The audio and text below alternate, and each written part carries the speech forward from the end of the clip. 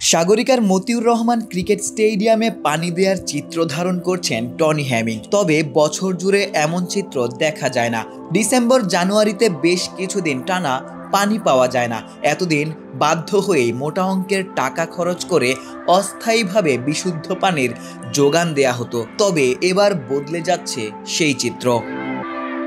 চট্টগ্রামের এই মাঠে যোগান দেয়া পানি যথেষ্ট কিনা সেই প্রশ্নে টনি হ্যামিং এর দুই শব্দের উত্তর অবভিয়াসলি নট। সমাধানে সাগরিকায় ছুটে এসেছেন বিসিবির ফ্যাসিলিটিস বিভাগের চেয়ারম্যান শানিয়ান তানিম। জানান গৃহীত পদক্ষেপের কথা। যেভাবে পানির প্রয়োজন সেই পানি আমরা পাচ্ছি না এই মুহূর্তে।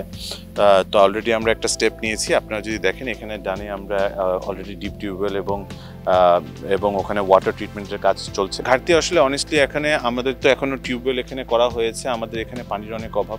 এই মুহূর্তে আমরা ওয়াসা থেকে পানি নিচ্ছি। মাঝে মাঝে ডিসেম্বরে জানুয়ারিতে চিটাগংয়ের পানির ঘাটতির কারণে আমরা মাঝে মাঝে 2 সপ্তাহের মতো পানিও পাই না। সো ওই ঘাটতিটা রক্ষা করার জন্য আমরা ইন্ডিপেন্ডেন্টলি কাজ করতে চাই, সো দ্যাট আমরা কাদের উপরে ডিপেন্ডেন্ট না হতে হয়।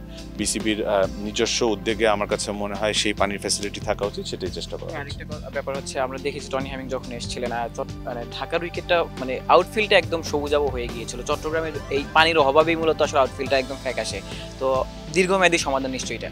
যুক্তরাষ্ট্রের 1 নম্বর জিম চেইন গোল্ডস জিম এখন আবারও বাংলাদেশে। বসুন্ধরা আবাসিক এলাকা ও বসুন্ধরা সিটি শপিং মলে 100%। আর যদি এই প্রবলেমটা যদি আমরা আগামী 10-15 বছরের জন্য সলিউশন করতে পারি, তখনই যেই টাকাটাই খরচ হচ্ছে না কেন সেটা ফ্রুটফুল হবে।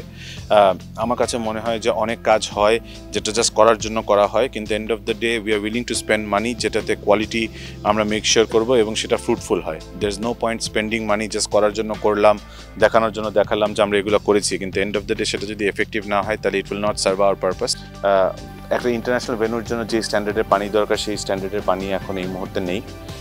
আপনারা জানেন যে চিটং যেহেতু সমুদ্রের অনেক কাছে, সো ওটার জন্য যে সল্ট লেভেল থেকে শুরু করে আরও যেসব স্পেসিফিকেশনগুলো আছে সেই স্পেসিফিকেশনে এখনকার পানির যে কোয়ালিটি চিটংয়ের সেটাতে আমরা অনেক পিছিয়ে আছি।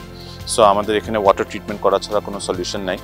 আমার কাছে মনে হয় এটা একটা লং টার্ম সলিউশন হবে এবং আমার কাছে মনে হয় যে এই মাঠটাও যদি আসলে আমরা খারাপের দিকে না এগিয়ে যেতে হয় তাহলে এই প্রবলেমটা সলভ করা খুবই ইম্পর্টেন্ট।